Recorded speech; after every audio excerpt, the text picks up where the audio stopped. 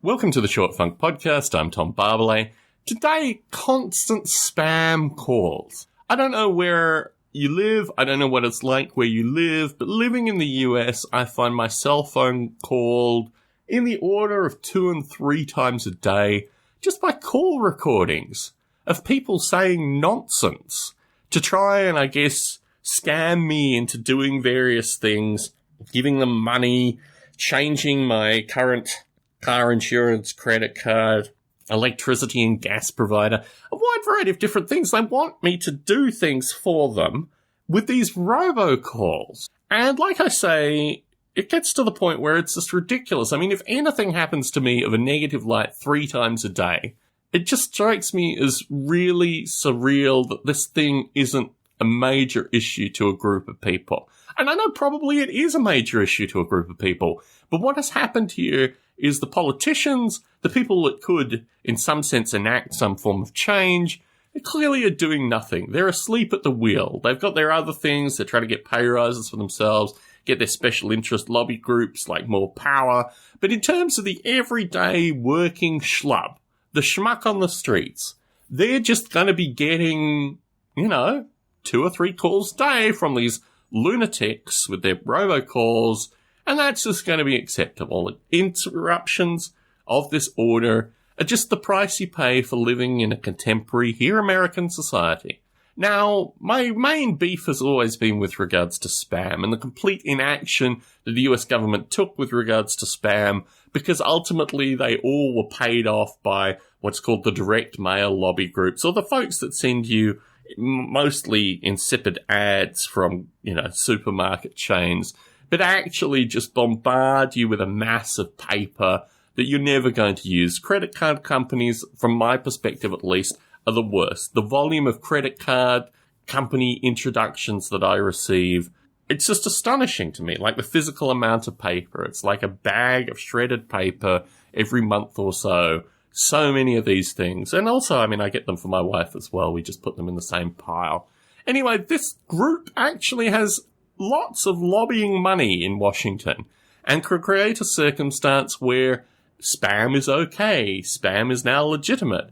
And what I find particularly curious is, this is the start, which happened 2001, when spam first started to be a major problem. And thankfully I had that experience actually living in the US, because outside the US you get occasional mailings for supermarket chains, but you don't get anything near the unsolicited mail that you receive here. Just the environmental impact alone associated with the tree destruction that becomes these unsolicited, move to this credit card kind of nonsense, where I have no interest in any of these entities. So you move forward to actually physically disturbing things that stop your day because you're getting these calls. What I've started doing is just compulsorily hanging up on them, but occasionally I get them in a whimsy, I'll answer the phone. It just strikes me as this is one of the most basic things to criminalize and prosecute based on. You could make money in the short term, but really, more importantly, you could make a societal standing, a point of order that this kind of stuff just isn't acceptable. And in this light, I've had a slight set of these kind of experiences with our community as well, because trash, or what's generally called litter here, is a major problem. The volume of rubbish that people dispense from on their cars in our area actually causes a physical volume of trash, which ultimately, typically people in the neighborhood go and pick up. And I thought of this because this Saturday there's a neighborhood litter pickup, and it just infuriates me that this only exists in this neighborhood. You move maybe 2 miles in either direction, and you're in completely different areas where litter is not a problem. There is something either associated with the people that go through this neighborhood, or their general sense of the neighborhood, or the fact that, unlike me, through, most of my grade schooling was associated with not littering. Just not littering.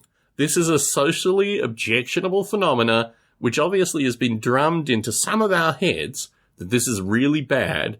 And then there's a group in our community, either who lives in our community or transits through our community, that has never gotten the memo associated with littering.